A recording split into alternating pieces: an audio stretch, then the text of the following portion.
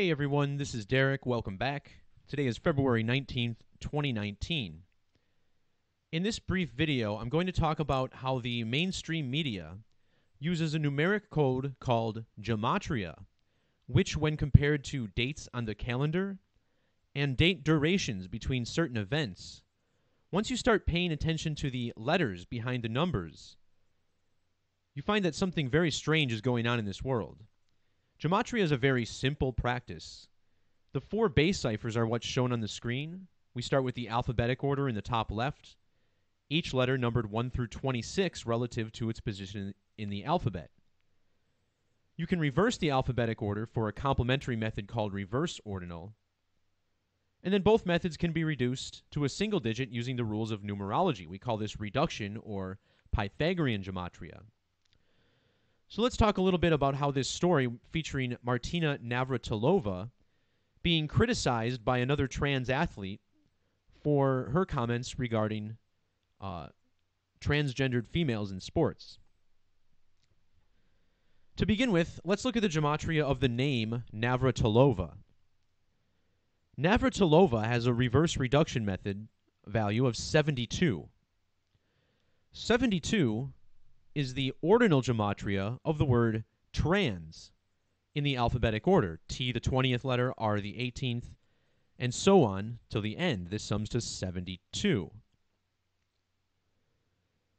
In the reverse alphabetic order, trans equals 63. Martina Navratilova is currently in her 63rd year since birth. But more significant is that if you measure from her birthday, October 18th of 2018, to the date of the news story on February 18th, you get exactly 123 days. This article is about her being accused of transphobia. In the alphabetic order, the word transphobia equals 123. And who was it that accused her of transphobia? It was a transgendered cyclist named Rachel McKinnon. If you reverse the alphabetic order, the name McKinnon also has a value of 123, accusing Martina Navratilova of transphobia, which equals 123, 123 days after her birthday. Now, her tweet from Rachel McKinnon was actually made on February 17th, or 2/17, which is still 123 days after Navratilova's birthday, with the end date included. Again, in reverse ordinal, the word transgendered equals 217. CNN codes its headlines accordingly. Of course, all the major news organizations use gematria to present numbers which are relevant to the story.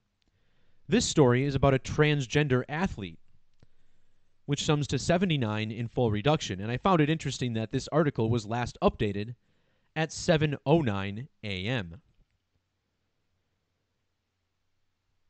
If you write out the entire headline as it's written, Martina Navratilova criticized for comments about trans women in sport. Notice how in the reverse order this sums to 877. This number doesn't look too special to begin with, but understand that 877 is a prime number. You'll see on Number Empire, it's actually the 151st prime number. The phrase transgender athlete in English extended gematria equals 1051. This method, similar to the alphabetic order, but the numeric structure is more closely related to Hebrew gematria and Greek isopsephy, where the numbers are expanded instead of reduced. Furthermore, 151 is also a prime number. That's the 36th prime number. And notice how the word trans also has a value of 36. Before I wrap this video up, I just want to point one other thing out. Martina Navratilova was sharing headlines on CNN yesterday with Anthony Weiner. And Martina Navratilova, this is her full name, 211 and 275 in the reverse alphabetic order. Anthony David Weiner is his full name. That also sums to 211 and 275. The name Anthony Weiner on its own sums to 72 and 63 in reduction. These are the same values as the word trans. 72 ordinal, 63 reverse. So that's going to do it for this quick video. Just wanted to show you how all these little news stories, anytime there's a celebrity in there talking about especially an issue that's being pushed as an agenda by the mainstream media, such as the entire trans agenda. And of course, I don't have anything against transgendered people. Very, very few people actually do. But in the case of Rachel McKinnon, who is competing against women and winning gold medals nonetheless, I mean, it's just crazy what's going on in this world, you know? I mean, her way of framing it is that it's perfectly fair that she won a cycling race over female athletes because previously she was losing these cycling races. But, you know, some people just have to live with the fact that they're not going to be a world-class athlete. Me, for instance, I'm 5'8". I got schooled in basketball every day. I can't be a great basketball player no matter how bad I want to be one. So, unfortunately, there's a lot of denying reality that we're seeing lately, and it seems to be it's one of the biggest parts of the agenda, is just confusing the public. All right, everybody, that'll do it for this video. Thanks to everyone for watching. Please like, share, and subscribe, as this content has been censored. I am currently on my second YouTube channel. God bless. Take care. Adios.